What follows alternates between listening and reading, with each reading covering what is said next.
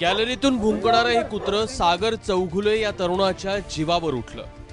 पुण्यातल्या हडपसरमध्ये बुधवारी दुपारी गणेश वाभळेच्या कुत्र्याने एका तरुणावर हल्ला केला आणि त्याला जखमी केलं। बाथरूमला चाललो होतो, तो कुत्र धावून माझ्या अंगावर धावून आलं, तर मी खाली पडलो। तर त्यांच्या आईला मी बोलवलं गेलो, हे कुत्र तुमचं बांधून ठेवा, हे बुकतंय। तर त्याच्या आई म्हणली हो चावलं तर आम्ही तुला दवाखान्यात नेऊन। ह्याच्यावरून त्यांचं मुलगा आलं, तिथं भांडणं वगैरे मारहाण केलं मला त्यांनी। बाचाबाची झाली, बाचाबाची झाल्यानंतर मारहाण केलं। मग आम्ही घरी आलो, मग मी पोलीस चौकीला गेलो, तक्रार केली, पण पोलीस काय आलेच नाही। पण रात्री उशिरा कुत्र्याच्या भुंकण्यावरून आणि हल्ल्यावरून पुन्हा वाद उफाळला आणि त्याचं पर्यवसन हाणामारीत झालं। खरं तर सागरचा या वादाशी काही संबंध नव्हता। जेवण झाल्यानंतर घराबाहेर आलेल्या सागरनं निलेश शिंदे आणि आरोपी गणेश वाबळेत सुरू असलेलं भांडण सोडवण्यासाठी गेला, पण वाबळे आणि त्याच्या मित्रांनी सागरवरच हल्ला चढवला।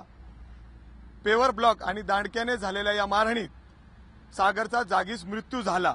त्याला नुसती मार झोडच लावली त्यांनी दगडफेक काट्या घातल्या। माझ्या समोर मी बघते ना, गट्टू घातलं। तुम्ही ते बघितलं का? हा समोर मी बघितलं नाही, काय इथून त्याच्याशिवाय आम्हाला कोण नव्हतं, त्याच्याशिवाय आम्हाला कोणी नव्हतं। या आईला एवढाच एक मुलगा आहे।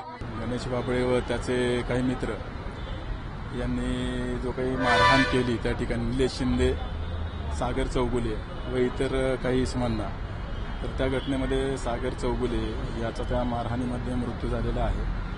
त्या अनुषंगाने हडपसर पोलीस स्टेशन येथे गुन्हा दाखल केलेला आहे आणि आरोपींचा शोध घेणे चालू आहे। पहिल्याच ठिणगीला पोलिसांनी तक्रारीची दखल घेतली असती तर आज सागरला विनाकारण जीव गमवावा लागला नसता। एखाद्याचं श्वानप्रेम दुसऱ्यासाठी जीव घेणं ठरलं नसतं।